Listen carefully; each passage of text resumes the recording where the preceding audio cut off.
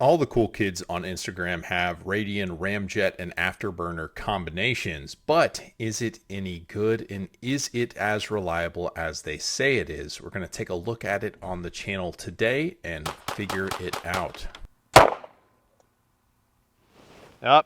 Didn't go all the way into battery.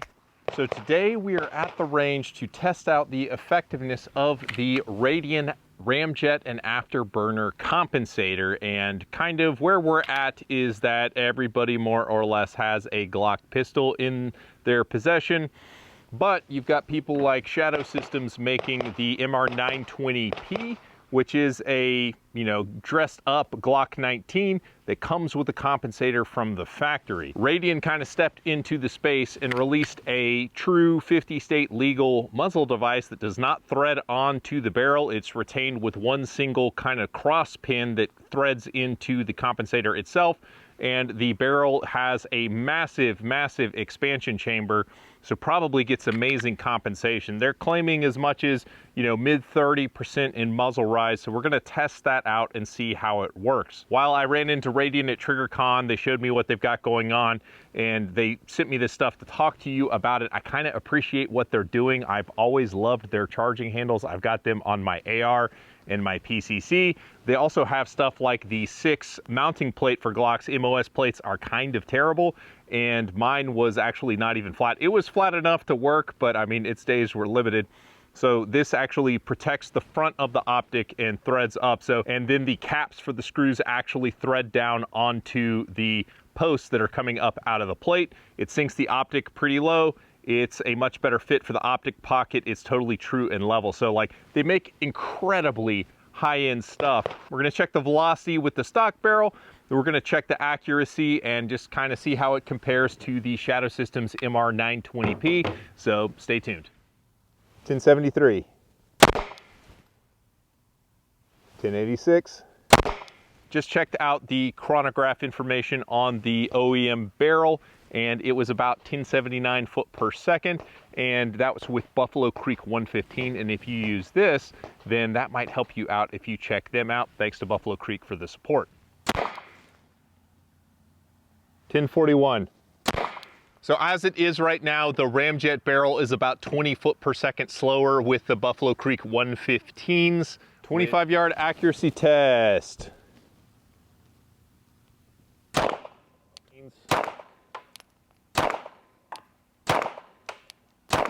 From an accuracy perspective, I can say that Gen 5 Glocks are super accurate. You can see I actually zeroed the gun with the dot for the Ramjet barrel and not the OEM barrel.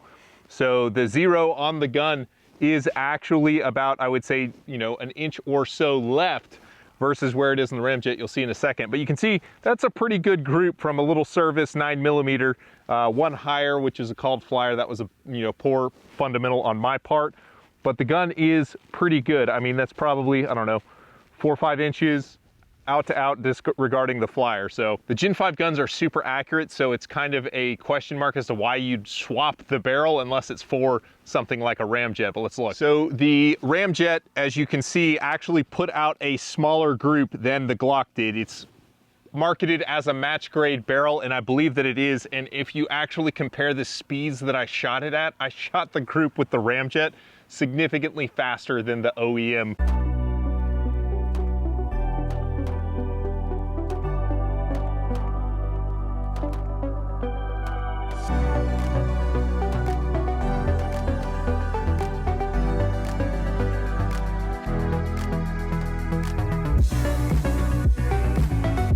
And I still got way better accuracy. You can see I had 2 flyers on that one, and they weren't that great, but that's 1, 2, 3, 4x, 5x, 6x. So that's a really good group. Like, it is, I would say, a more accurate barrel, and it resolves faster, so that's pretty awesome.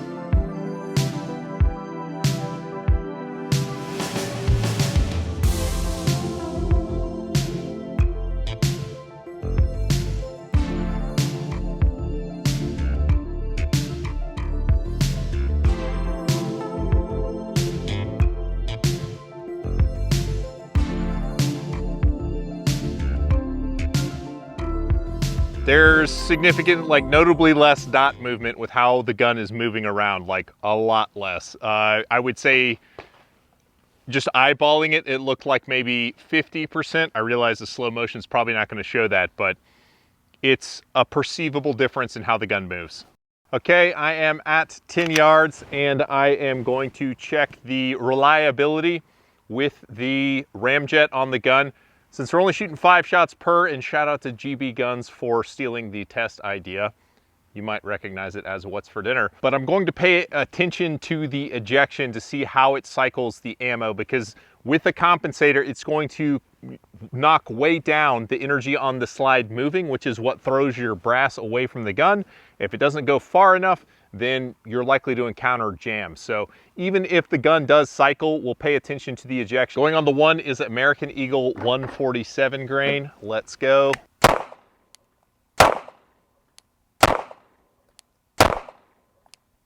Winchester silver tip is going on the 2.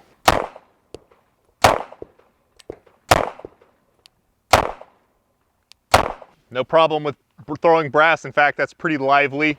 It's pretty sporty stuff, but it's throwing brass real good. Hornady black is going on the 3.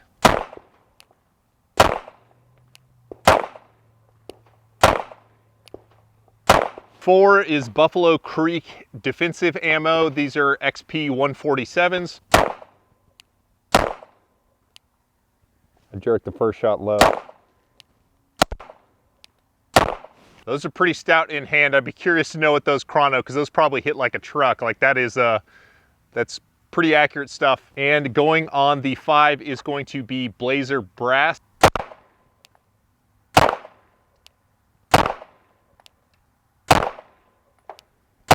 Got Nosler Asp 124 going on the 6. This is lighter loaded target stuff. So let's see how it does on this, if it's gonna choke the gun or not. Up, didn't go all the way into battery. I'm not exactly sure what just happened right there. I think that's just one bad round. I'll have to examine this round. The Old Faithful, the Winchester White Box, 100 round value pack 115s going on the 7.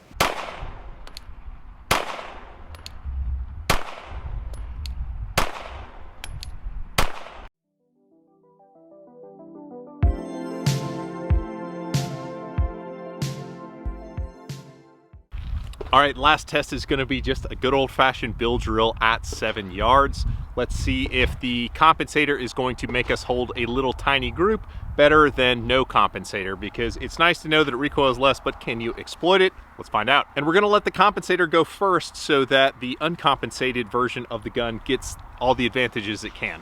All right, Ramjet, here we go.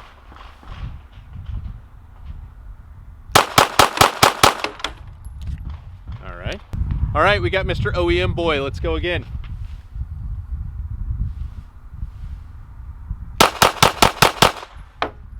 It's a lot jumpier, and really what that's going to come down to is my grip on how I'm returning the gun. I can't even tell because it's so darn misty out here how the hits are. Let's take a look. All right, so this is 1, 2, 3, 4, 5, 6 holes right there in the target, roughly the size of my palm on the Ramjet group. So that's not bad for 7 yards as fast as I can pull the trigger. Let's look at what the OEM is. And the OEM is 1, 2, 3, 4, 5. No, that's just 5. 1, 2, 3, 4, 5, 6. So you can see that the gun is more likely to jump around on longer strings of fire, because this is probably where we got started. And as my grip kept getting defeated by the pistol, you start to see it open up a little bit.